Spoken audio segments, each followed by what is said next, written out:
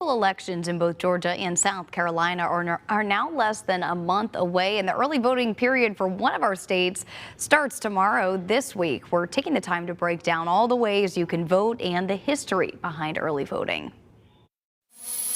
And I am joined now by Dr. William Hatcher. He is the chair of social sciences at Augusta University and also a political science professor there. Thank you so much for joining us this morning. Thanks for having me. I'm glad to be here and talk about early voting. Yeah, let's do it. Okay, so let's start about talking about why early voting was created in the first place. It's an effort to expand democracy in the United States. Compared to other nations throughout the world, other democracies, the United States tends to have more restrictions on voting. Many states have where you have to register days, if not a month, ahead of an election. And that's really different than other democracies. So it was an effort, early voting is an effort along with expanding absentee ballots and reforming our system and increasing democracy. Thank you for that. I want to talk about the early voting periods in our states. Of course, Sure. we border South Carolina. So first we will start with Georgia. What are the early voting laws? When does early voting start? And how long does it last? Yeah, early voting in Georgia has been in place a couple decades. And now, today, you can typically, for most elections, vote early 21 days, so around 3 weeks. In South Carolina, it tends to be around 2 weeks that you can vote early, but both states allow early voting and with a couple weeks for both states. And I want to ask, what are the different arguments that we have been hearing lately against that early voting period?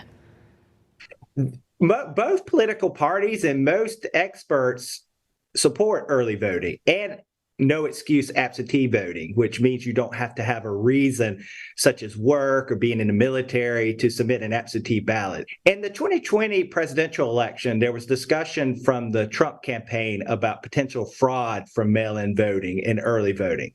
But there's little to no evidence that that occurs on a given election cycle.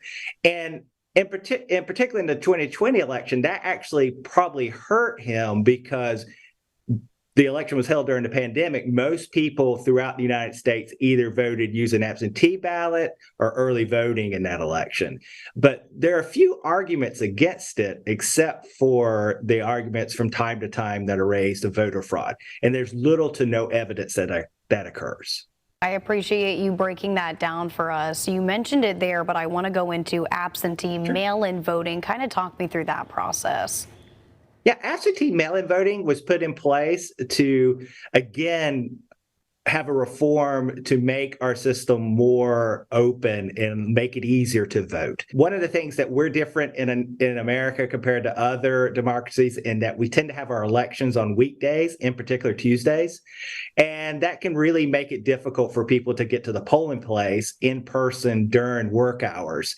So absentee voting was put in place to allow if you can't go to the polling place because of your job, because you're in the military and you're deployed, or you can't, really a host of reasons why you can't go. Since absentee ballot was put in place and mailing was put in place, it's a number of states now have no excuse voting, absentee voting, where you can do it for any reason.